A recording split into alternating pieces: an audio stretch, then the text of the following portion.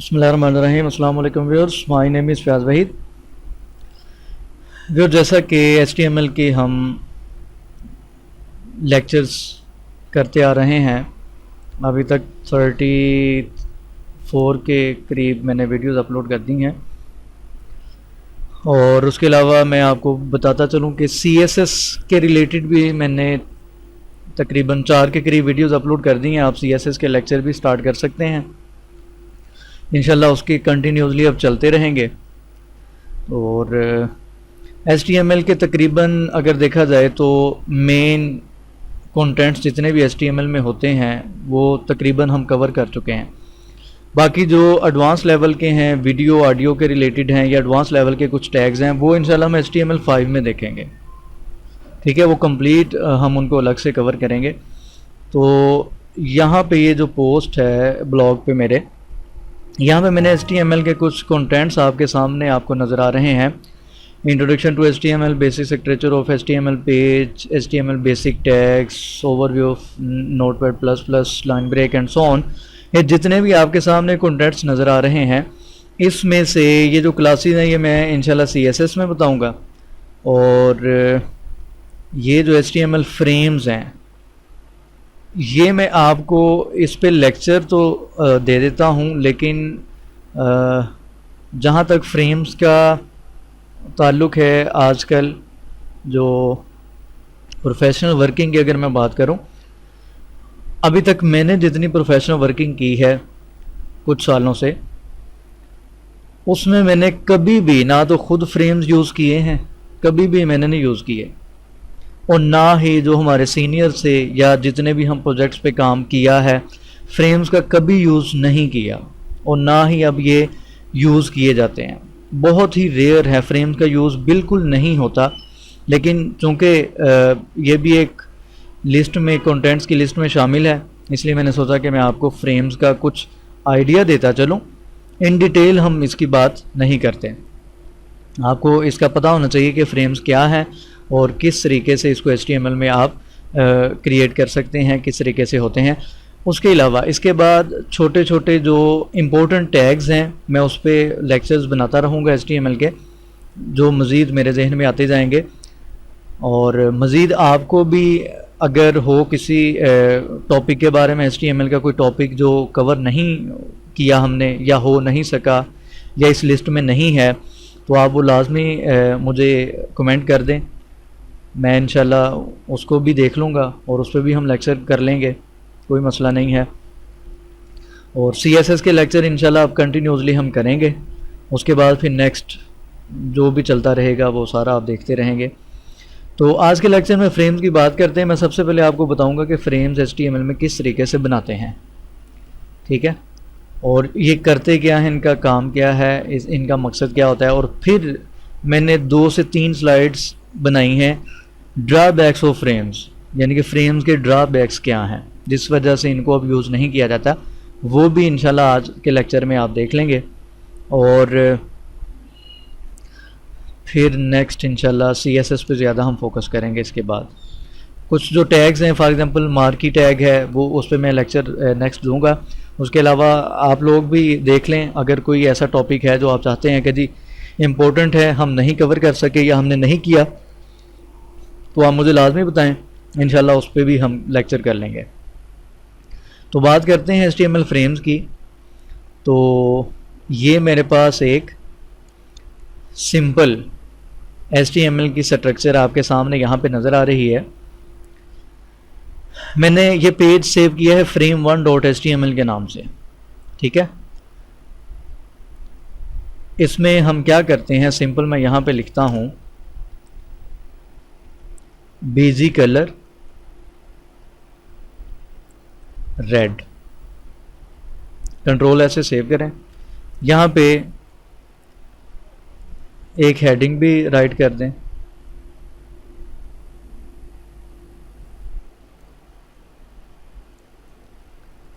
frame1।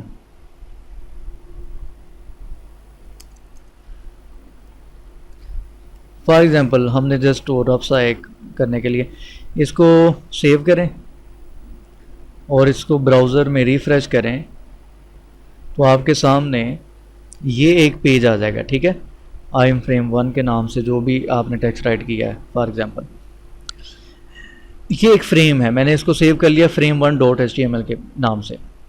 इसी तरीके से मैंने एक दूसरी फाइल आपके सामने नज़र आ रही है frame2, इसको मैं notepad++ में ओपन करता हूँ। इसका यहाँ से नाम चेंज कर लें frame2।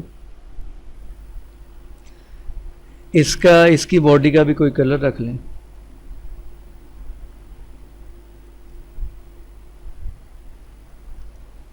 ब्लू कर लें।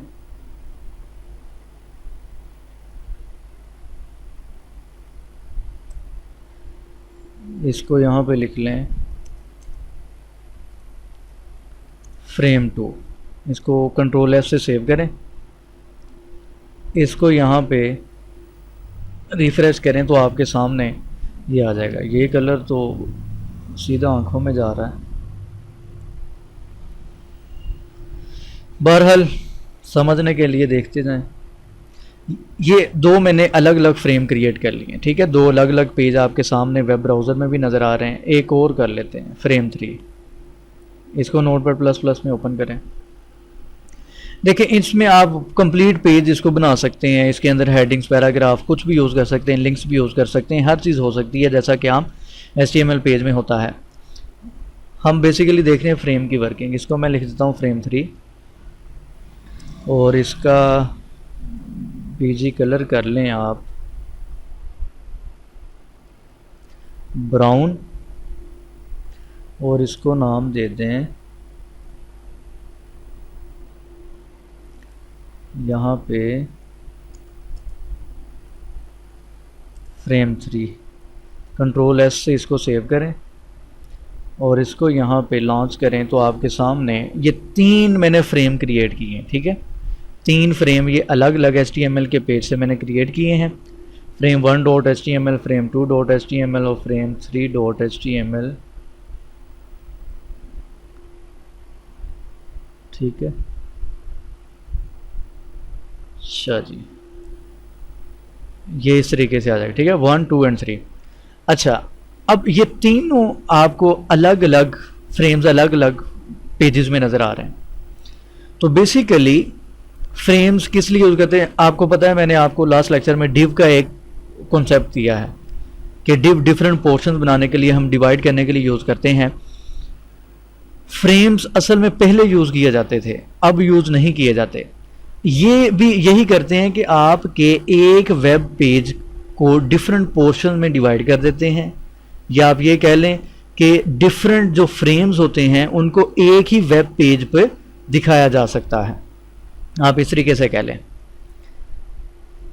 अब तीनों फ्रेम्स को मैं एक ही वेब पेज पर किस तरीके से लेके आता हूं और उसको किस तरीके से मैं दिखाता हूं, उसके डिफरेंट पोर्शन। ये मैंने एक फाइल क्रिएट की है मेन फ्रेम के नाम से, इसको notepad++ में ओपन करें।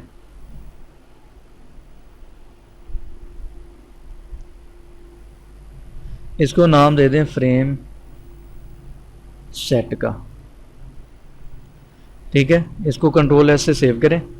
अच्छा, यहाँ पे आपने एक चीज़ याद रखनी है कि जब हम अब इन तीनों फ्रेम्स को, 3 हो या 4 हो या 10 हो, जितने भी फ्रेम्स आपने क्रिएट किए हैं, इनको जब हमने मर्ज करना है या एक पेज पे इनको डिस्प्ले करवाना है तो यहाँ पे बॉडी का टैग हम यूज़ नहीं करेंगे। Ctrl S करें, यहाँ पे मैं एक यूज़ करूँगा एलिमेंट फ्रेम सेट, ठीक है, इसको यहाँ पे क्लोज करें। ये फ्रेम सेट का टैग यहाँ पे हम यूज़ करेंगे, ये आ जाएगा फ्रेम सेट।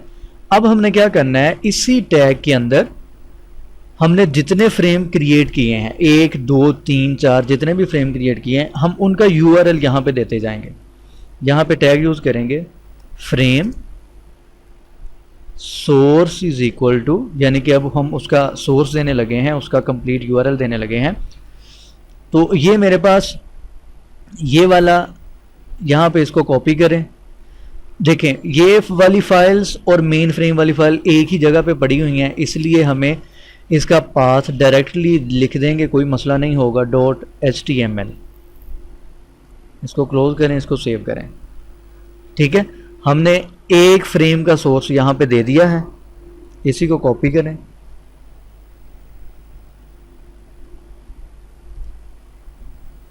हमने 3 फ्रेम्स यहाँ पे क्रिएट किए थे, 2 और 3, इसको सेव करें।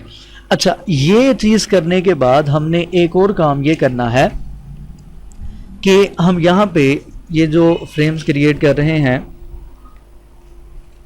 इनको हमने, अब यहाँ पे हमने एक चीज़ ये करनी है कि अब ये हमने 3 फ्रेम यहाँ पे सोर्स दे दिया है। अब इन फ्रेम्स को जो हमने एक वेब पेज में इनको शो करवाना है, बेसिकली तो हम एक पेज को डिवाइड करने लगे हैं डिफरेंट पोर्शंस में। तो ये फ्रेम 1 है, फ्रेम 2 है, फ्रेम 3 है, हम इनको कितनी स्पेस देना चाहते हैं, वर्टिकली देना चाहते हैं, हॉरिजेंटली देना चाहते हैं। मैं पहले फॉर एग्जांपल इसको वर्टिकली लिखता हूँ। यहाँ पे आप एक एट्रीब्यूट यूज़ करेंगे, कॉल्स इज इक्वल टू, यहाँ पे मैं लिख देता हूँ जो फ्रेम 1 है वो मुझे चाहिए 20%, कॉमा, जो फ्रेम 2 है वो मुझे चाहिए 50%, कॉमा, और लास्ट पे चाहिए मुझे 30%, कॉमा। इसको सेव करें। ठीक है, यहाँ पे मैंने क्या किया है, ये मैंने यहाँ पे वैल्यूज़ दे दी हैं कॉल्स के एट्रीब्यूट यूज़ करते हुए कि जो फर्स्ट फ्रेम है वो 20% स्पेस ऑक्यूपाई कर ले, जो सेकंड फ्रेम है वो 50% स्पेस ऑक्यूपाई कर ले, जो थर्ड फ्रेम है वो 30% स्पेस ऑक्यूपाई कर ले। तो इसको हम यहाँ पे लॉन्च करते हैं फायरफॉक्स में। तो ये आपके सामने तीनों फ्रेम जो मैंने यहाँ पे अलग अलग क्रिएट किए थे उनको हमने क्या किया है, एक मेन जो वेब पेज है उसके ऊपर हमने इनको क्या कर दिया है, डिस्प्ले करवा दिया है। फर्स्ट फ्रेम को हमने 20% स्पेस दे दी, इसको हमने 50% स्पेस दे दी और इसको हमने 30% स्पेस दे दी। अगर आप चाहते हैं कि वर्टिकली नहीं यूज़ करने तो आप इनको यहाँ पे कॉल्स की जगह रोज़ कर लें, Ctrl+S करें, यहाँ पे इसको रिफ़्रेश करें तो ये देखें ये इस तरीके से ये रोज़ बन जाएंगी। जितने परसेंट भी आप पूरी आपकी जो भी स्क्रीन है उसके मुताबिक ये हो जाएगी। तो इस तरीके से बेसिकली हम फ्रेम क्रिएट कर सकते हैं। और एक पेज को देखिए हमने डिफरेंट पोर्शंस इस पेज के बना लिए हैं। अब फ्रेम 1 में हम अपनी वर्किंग जो भी करते जाएंगे उस फ्रेम में वो सारी यहाँ पे आती जाएगी, फ्रेम 2 की वर्किंग यहाँ पे आती जाएगी, फ्रेम 3 की वर्किंग यहाँ पे आती जाएगी। यानी कि वो डिफरेंट जो वेब पेजेस हैं उनकी जो फंक्शनैलिटी, उनकी वर्किंग है वो आपके सामने इस वेब पेज पे आती जाएगी। इस तरीके से हम पूरे वेब पेज को फ्रेम्स की मदद से डिवाइड कर सकते हैं, उनको डिवीजन उसकी कर सकते हैं पूरे वेब पेज की। तो मज़ीद इसमें एट्रीब्यूट्स भी यूज़ किए जाते हैं, फ्रेम्स में लिंक्स भी यूज़ किए जाते हैं। यानी कि लिंक के क्लिक करने पर आप चाहते हैं कि वो नेक्स्ट पेज कहाँ पे ओपन हो, राइट लेफ़्ट जो भी टारगेट उसका सेट करेंगे। तो मज़ीद इसमें भी चीज़ें यूज़ की जा सकती हैं। क्योंकि मैंने आपको स्टार्ट में बताया था इनका यूज़ बहुत ही रेयर है, अब होता ही नहीं है, प्रोफेशनल वर्किंग में बिल्कुल भी नहीं यूज़ किए जाते। ये आपको रियलिटी बता रहा हूँ, मैं काफ़ी देर से वर्किंग कर रहा हूँ इन चीज़ों पे, तो प्रोजेक्ट्स भी बहुत से किए हैं, इस हिसाब से भी पता है कि इनका कभी यूज़ आज तक नहीं किया। ये आपको समझाने के लिए मैंने इस पर एक लेक्चर कर दिया है ताकि आपको ये चीज़ भी आइडिया हो जाए। तो अभी ये लेक्चर ज़्यादा लेंथी हो जाएगा तो मेरा ख्याल है इधर मैं इसको वाइंड अप करता हूँ। हाँ, अगर आपको इस लेक्चर से रिलेटेड, फ्रेम से रिलेटेड, अगर आप चाहते हैं आपने फ्रेम में वर्किंग करनी है या इससे रिलेटेड आपको चीज़ें समझ में नहीं आती, मज़ीद इसमें देखना चाहते हैं क्या क्या होता है, कौन कौन से एट्रीब्यूट्स होते हैं, तो आप without any hesitation you can ask, आप पूछ सकते हैं, वीडियो के नीचे कमेंट कर सकते हैं, आप मुझसे पूछ सकते हैं। तो मैं इंशाल्लाह आपको बताता जाऊँगा इसके बारे में भी। और मज़ीद मैंने आपको लेक्चर के स्टार्ट में भी बताया था कि अगर आपको लगता है कि कोई टॉपिक रह गया है, मिस हो गया है, तो मुझे लाजमी बताएं, मैं इंशाल्लाह उसको भी कवर कर दूंगा। और CSS के लेक्चर्स आप लोग CSS की लर्निंग स्टार्ट कर सकते हैं, उसके लेक्चर मैंने अपलोड करना शुरू कर दिए हैं, इंशाल्लाह वो भी जल्दी हम कवर कर लेंगे। दुआ में खुसूसी याद रखिएगा। इंशाल्लाह नेक्स्ट लेक्चर में मैं आपको इसी के फ्रेम्स के कुछ ड्रॉबैक्स बताऊँगा कि इनके ड्रॉबैक्स क्या हैं और जिसकी वजह से इनको अब यूज़ नहीं किया जाता। और YouTube का चैनल सब्सक्राइब कर लें, उसमें भी आपका फ़ायदा है। जैसे ही लेक्चर अपलोड होगा आपको एक मैसेज मिल जाएगा तो आपकी लर्निंग अच्छी हो सकती है। तो हमें याद रखिएगा, इंशाल्लाह नेक्स्ट लेक्चर में मिलते हैं। अल्लाह हाफ़िज़ नासिर।